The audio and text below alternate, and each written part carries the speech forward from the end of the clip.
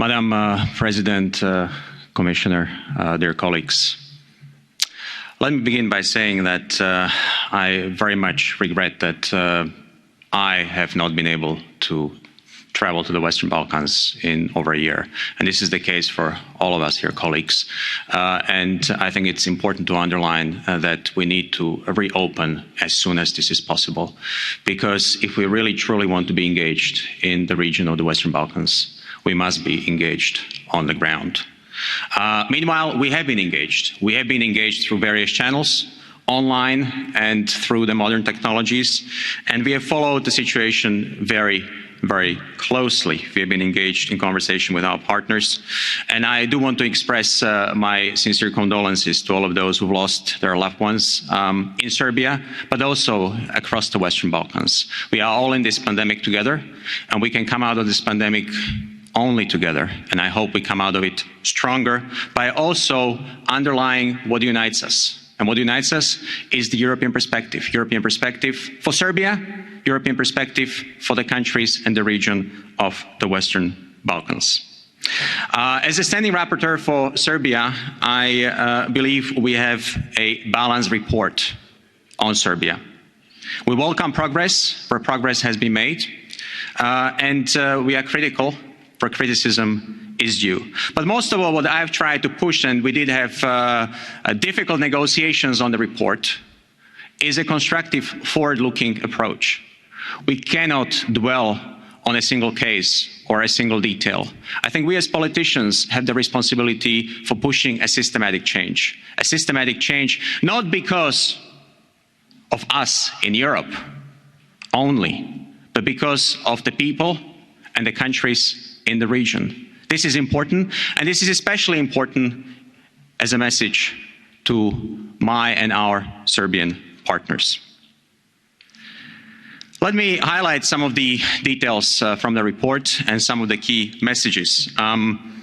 I very much welcome the fact that EU membership continues to be Serbia's strategic goal and strategic priority, and that it is among the priorities of the newly formed government following the elections in June last year.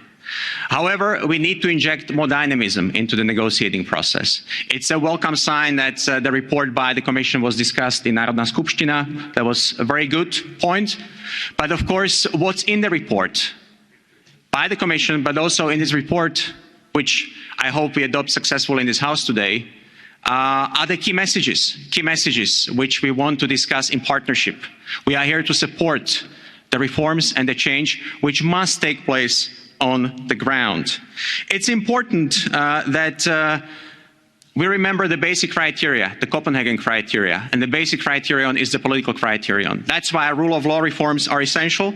That's why the inter-party dialogue within Serbia, which I very much welcome, and I welcome the fact that we launched its second phase in our conversation with Ivica Dačić earlier this month, is key for making progress on the quality of political competition, on the quality of electoral condition, and on the quality of democracy in Serbia. I do hope we have a meaningful conversation with all pro-European forces in coming months in Serbia, and we can help through our facilitation by members of the European Parliament and other colleagues to achieve progress in this area. We need more trust, more good faith, more dialogue, less and fewer conflicts. And we also need a calmer atmosphere. Attacks against journalists are unacceptable. Attacks against NGOs are unacceptable. Colleagues, we will have a debate this afternoon in this House about Malta. And I do hope that all of us who are so critical about the situation with journalists in Serbia will be equally critical with respect to Malta or other countries, my own Slovakia, for instance. This is important. We need to hold everybody to the same standards. This is the message which I want to send to our Serbian partners. I do want to welcome the progress that's been made in the Belgrade-Pristina dialogue. That's something which has been a big achievement in terms of the past year, the EU-facilitated, EU-led dialogue. It is important it continues, and it is important it brings results. We do need a comprehensive legally binding agreement which will help us reconcile the past and move forward. This is important for the European perspective of Serbia and European perspective of the region. Reconciliation in general is a point which we must underline. And I also want to underline the fact that in public communication, it is important to take action following the words. This is in particular important when it comes to foreign policy. In the case of Serbia. Serbia has had the lowest alignment rate with our foreign policy. This must change. The only meaningful European future of Serbia can only take place if Serbia does gradually move ahead in this respect. I very much hope that we can have much closer ties when it comes to countering the negative influences, also the fight against disinformation with respect to Russia and China. This is a joint debate, and let me just make a point on Albania very quickly on behalf of my colleague David Lega, who is a shadow rapporteur. We welcome the commitment of Albania to integration and support the convening of the first intergovernmental conference following the complete fulfilment of the conditions set out by the European Council. But fight against corruption and amendments to the media law are crucial. And let me make one last point on enlargement in general, dear colleagues. I think we would deserve a much bigger debate on this issue here. This has been one of the biggest achievements of the European project in the past decades.